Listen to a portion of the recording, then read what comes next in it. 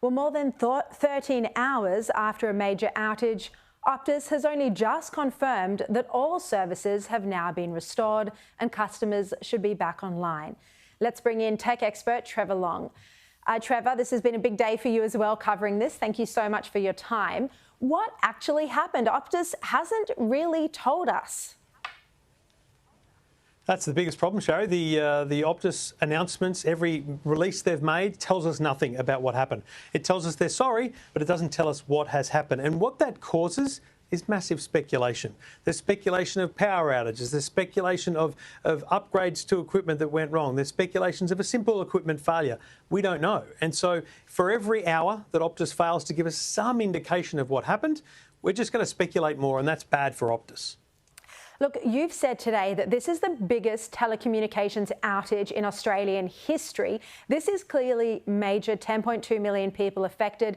Optus seemed to try and downplay it today. Wouldn't it have been a better approach to just reflect the frustration that businesses, that families, that hospitals, that transport networks were feeling and facing?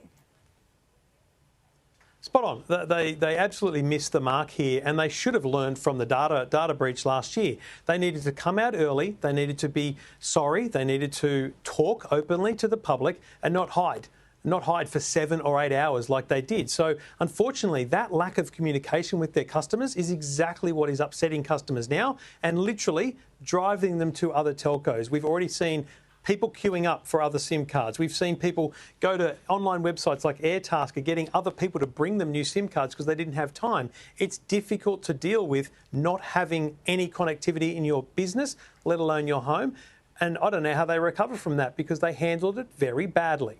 And what about compensation? Optus is going to have to surely compensate, particularly businesses, for the impact this morning.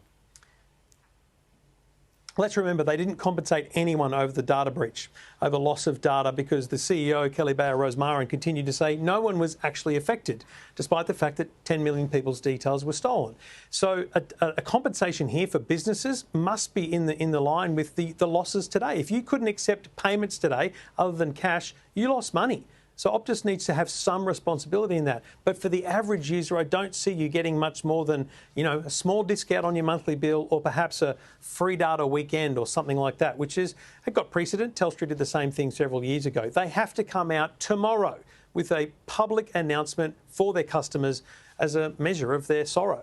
And all of this unfolded, of course, when the board of Optus happened to be in Australia, and the last time they were in Australia was September last year when that cyber hack happened. Trevor Long, thank you so much for your time.